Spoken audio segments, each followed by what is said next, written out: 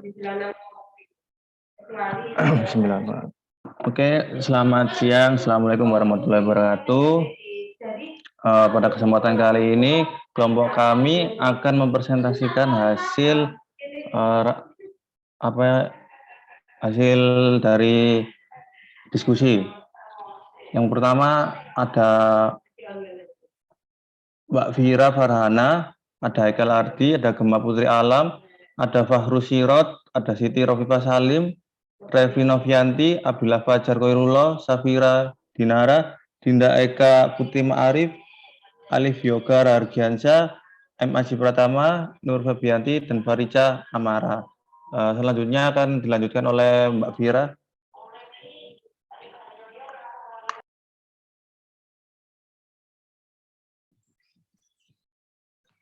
Baik, terima kasih. Akan saya lanjutkan. Menjaring voice of customer produk meja. Bisa di next. Pengertian voice of customer. Voice of customer adalah istilah yang digunakan dalam dunia bisnis yang digunakan untuk menjabarkan proses yang mendalam yang bertujuan untuk mengetahui dan memahami ekspektasi, preferensi, dan ketidaksukaan pelanggan atas barang atau jasa yang ditawarkan. Sebenarnya, voice of customer adalah bagian dari teknik riset pasar atau market research yang menyajikan laporan mengenai keinginan dan kebutuhan pelanggan yang tertata dalam struktur yang hierarkis. Poin-poin yang ada pada laporan kemudian disusun berdasarkan prioritas atau sesuai dengan tingkat kepentingannya bagi pelanggan dan perusahaan.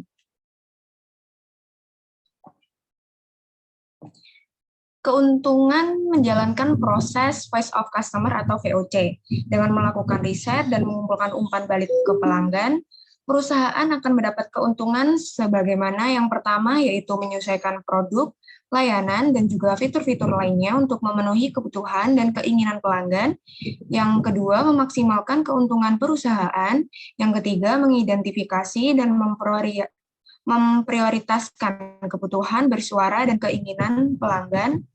Yang keempat, memprioritaskan isu dan perkembangan yang ada. Yang kelima, mengumpulkan dan mengevaluasi konsep-konsep baru, ide, dan solusi.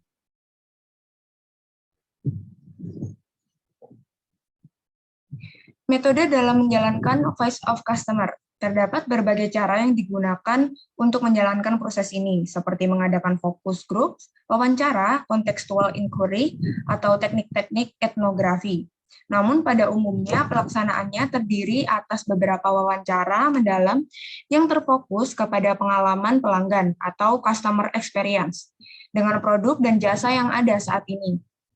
Pernyataan akan kebutuhan pelanggan kemudian diekstraksi dan diatur dalam hierarki yang teratur dan disusun dalam prioritas.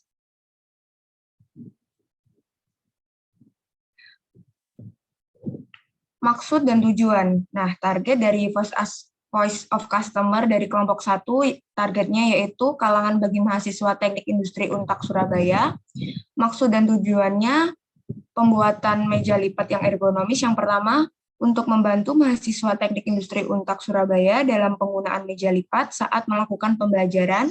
Dan yang kedua, membuat inovasi baru dalam segi fungsi dan bentuk pada meja lipat.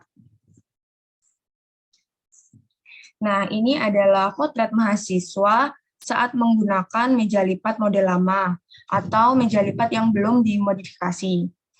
Nah, karena alat atau benda yang dibutuhkan oleh mahasiswa itu macam-macam, seperti laptop, tempat air minum, mouse, tempat binder, atau HP, untuk mengerjakan tugas. Nah, pada gambar ini, pemakaian meja lipat belum sepenuhnya membuat pengguna atau mahasiswa tersebut merasa nyaman, karena penempatan barang yang dibutuhkan mahasiswa yang ada di gambar belum sepenuhnya bisa dikatakan dapat menampung benda-benda tersebut, sehingga saat mahasiswa belajar atau mengerjakan tugas, cenderung menumpuk barang tersebut sehingga penggunanya tidak terlalu nyaman.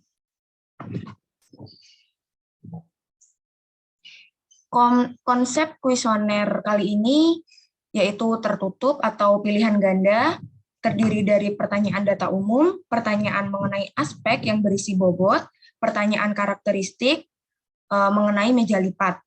Untuk total respondennya, kita ada 107 mahasiswa Teknik Industri Untak Surabaya. Nah, masuk ke pertanyaan data umum.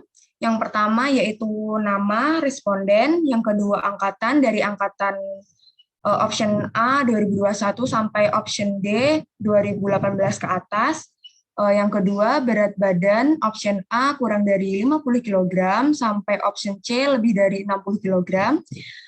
Yang ketiga tinggi badan option A kurang dari 150 cm sampai option C lebih dari 160 cm.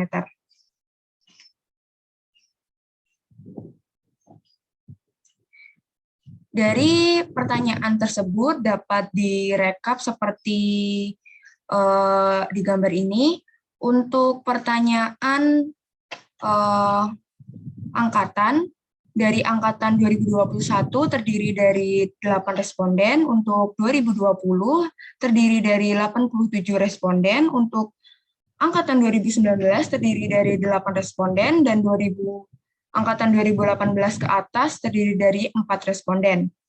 Untuk pertanyaan kedua mengenai berat badan, responden berat badan yang kurang dari 50 kg terdiri dari 34 responden. Responden dengan berat badan 50 kg sampai 60 kg terdiri dari 33 responden, dan responden dengan berat badan lebih dari 60 kg terdiri dari 40 responden.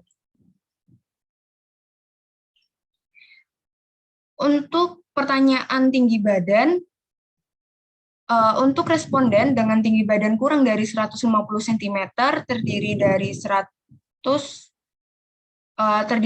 12 responden, dan untuk responden dengan tinggi badan 150 cm sampai 160 cm terdiri dari 32 responden, dan responden dengan tinggi badan lebih dari 160 cm terdiri dari 63 responden. Selanjutnya akan dilanjutkan dengan rekan saya. Baik, terima kasih. Saya lanjutkan mengenai pertanyaan karakteristik dari meja lipat. Yang pertama, ini memuat tentang ukuran panjang kali lebar dari meja lipat. Dan untuk pilihan jawaban ini menggunakan angka ya. Jadi tidak menggunakan ukuran seperti besar, sedang, kecil, tapi kita memuat tentang angka. Untuk soal yang nomor 2, ini menanyakan tentang tinggi meja lipat ergonomis. Untuk soal yang ketiga, ini mengenai tentang pendapat responden dari segi mana responden tertarik dengan sebuah meja lipat. Terus untuk yang nomor 4 ini, kisaran harga yang cocok atau yang sesuai terhadap meja lipat. Ini range-nya ini ada 75 sampai 100.000. Untuk yang option B itu 100 sampai 150.000, yang C ini lebih dari 150.000. Dan untuk yang soal nomor 5 ini menanyakan tentang berapa lama konsumen atau responden menggunakan meja lipat dalam sehari. Langsung aku next. Nah, ini untuk yang soal nomor 6, ini pertanyaannya menggunakan ya atau tidak. Menanyakan tentang apakah Anda setuju jika meja lipat yang dibuat dalam posisi duduk dalam kurung lesehan. Terus soal nomor 7 ini menanyakan tentang bahan utama dari produk meja lipat. Terus yang ke-8 ini warna meja lipat yang paling Anda suka. Terus soal nomor 9 ini mengenai bentuk dari produk meja lipat.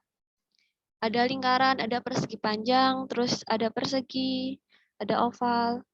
Nah, langsung next ini jawaban dari responden dari soal-soal tadi yang sebelumnya. Ini untuk yang ukuran panjang kali lebar, sebanyak 25 responden ini menjawab panjang kali lebarnya itu 50 cm dikali 30 cm. Sebanyak 42 responden menjawab 50 cm kali 40 cm dan 40 responden menjawab 60 cm kali 40 cm. Terus soal yang kedua ini pertanyaannya, berapa tinggi meja lipat ergonomis yang tepat? Ini saya bacakan dari jawaban tertinggi ya. Respondennya ini 39, menjawab 40 cm. Nah, untuk soal berikutnya ini menanyakan dari segi mana yang membuat Anda tertarik dengan sebuah meja lipat. Saya bacakan dari yang tertinggi, sebanyak 57 responden menjawab dari segi fungsional. Lalu soal berikutnya menanyakan tentang berapa kisaran harga yang sesuai untuk meja lipat. Ini sebanyak 74 responden menjawab 75 sampai 100.000. Soal berikutnya, berapa lama Anda menggunakan meja lipat dalam sehari? Nah, ini sebanyak 51 responden menjawab 1 sampai 3 jam. Nah, untuk soal berikutnya ini menanyakan tentang apakah Anda setuju jika meja lipat yang dibuat dalam posisi duduk lesehan? Nah, ini banyak ya menjawab ya, 100 responden. Dan yang menjawab tidak itu 7 responden. Untuk soal berikutnya, menurut Anda bahan utama yang cocok untuk membuat meja lipat yang ergonomis adalah sebanyak 67 responden ini menjawab kayu. Next, untuk soal berikutnya ini, soalnya warna meja lipat apa yang paling Anda suka? Nah, sebanyak 69 responden menjawab warnanya natural. Soal berikutnya, bentuk yang tepat untuk sebuah meja lipat ergonomis adalah, nah ini responden menjawab persegi panjang sebanyak 85.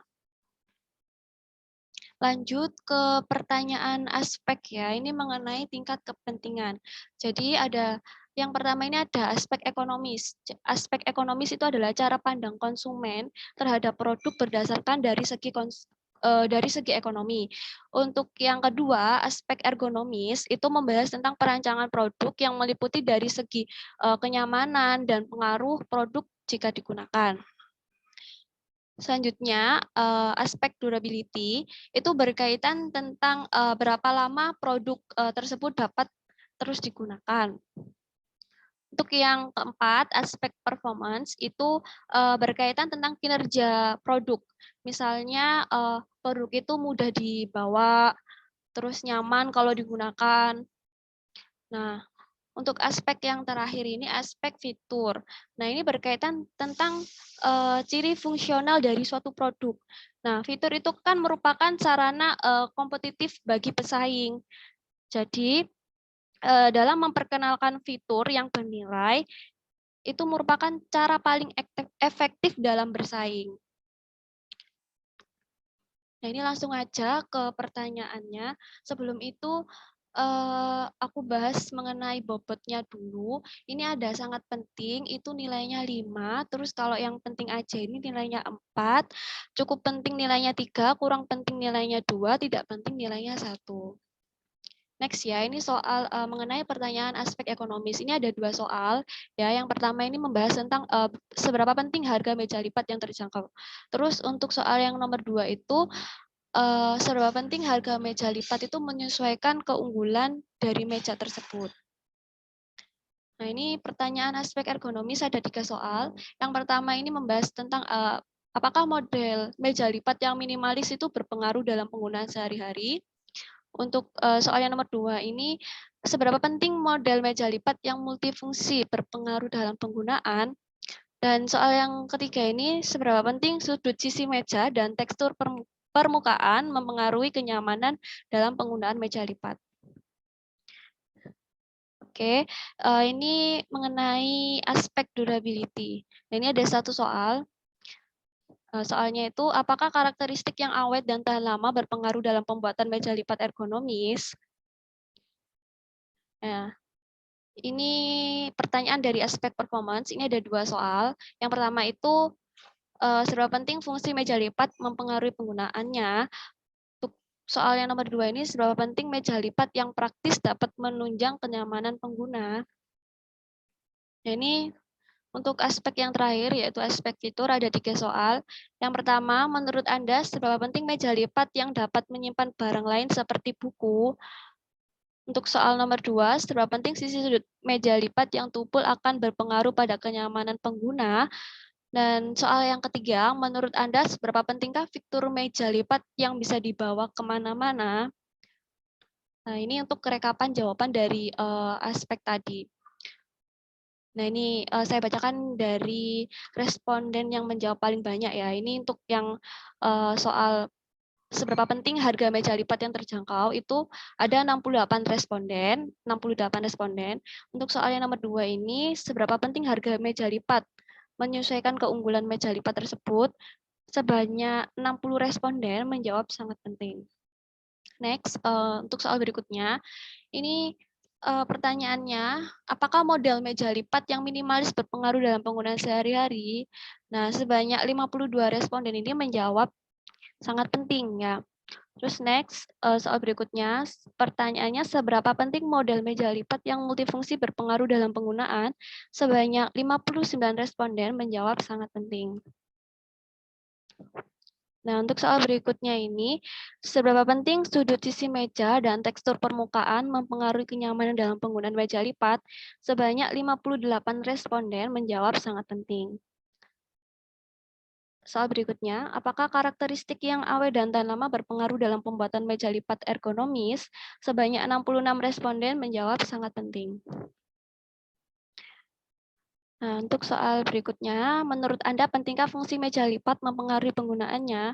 Sebanyak 59 responden menjawab sangat penting.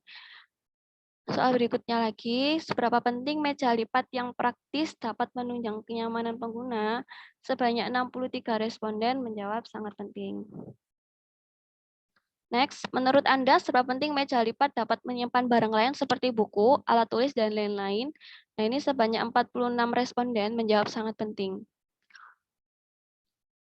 Untuk soal berikutnya, seberapa penting sisi sudut meja lipat yang tumpul akan berpengaruh pada kenyamanan pengguna? Sebanyak 57 responden menjawab sangat penting. Nah, ini, menurut Anda, seberapa pentingkah fitur meja lipat yang bisa dibawa kemana-mana? Sebanyak 44 responden menjawab sangat penting. Nah, ini masuk ke dalam perhitungan rumus TKK atau tingkat kepentingan konsumen.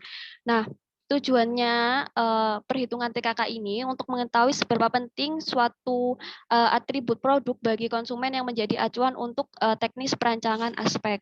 Nah, ini rumusnya TKK sama dengan SP kali 5 ditambah P kali 4 ditambah CP kali 3 ditambah KP kali 2 ditambah TP kali 1 dibagi N. Nah, SP itu adalah sangat penting yang sudah dibahas di awal tadi. Sangat penting itu bobotnya kan nilainya 5. Untuk yang penting itu nilainya 4, CP itu cukup penting nilainya 3, KP itu kurang penting nilainya 2, TP itu tidak penting nilainya 1. Nah, untuk N ini adalah total responden. Tadi total respondennya adalah 107. Next, ini langsung masuk ke perhitungan TKK dari aspek ekonomis, tinggal dimasukkan aja. 68 ini berarti yang sangat penting, untuk yang 30 itu penting, kalau yang 8 ini cukup penting, kalau yang 0 ini kurang penting, kalau yang 1 ini tidak penting. Dibagi sama total respondennya sebanyak 107, dibagi 107 semua. Nah, ini untuk hasilnya. Aspek ergonomis juga sama. Nah, ini aspek durability, aspek performance, dan yang terakhir ini adalah aspek fitur. Nah, kalau udah, ini ada rekapan dari bobot yang sudah dihitung tadi, ya. Nah, ini udah lengkap, sudah dimasukkan semua. Dan ini TKK dari hasil yang sudah dihitung tadi, tingkat kepentingan konsumen, dan ini adalah urutan TKK. Ini yang paling pertama ini adalah masuk ke dalam aspek ekonomis, atributnya adalah menanyakan tentang menurut Anda apakah penting harga meja lipat yang terjangkau. Dan urutan yang kedua ini ada 2 ya, Ada di aspek ekonomis dan ada juga di aspek performance. Untuk aspek ekonomis ini menanyakan tentang menurut Anda pentingkah harga meja lipat menyesuaikan keunggulan meja lipat itu sendiri. Untuk yang urutan kedua sama kayak yang tadi, ini masuk ke dalam aspek performance. Ini atribut yang menanyakan tentang seberapa penting meja lipat yang praktis dapat menunjang kenyamanan pengguna. Ini ada urutannya dari ke 1 sampai ke 10 yang terakhir ini. Oke, aku next ya. Nah, kesimpulannya berdasarkan tabel tersebut dapat dilihat bahwa tingkat kepentingan atau disebut juga nilai harapan tertinggi dimiliki oleh atribut aspek ekonomis yang menyatakan bahwa pentingnya harga meja lipat yang terjangkau. Ya, sekian presentasi dari kami. Saya kembalikan ke moderator. Oke, baik. Terima kasih Mbak Vira yang udah menjelaskan.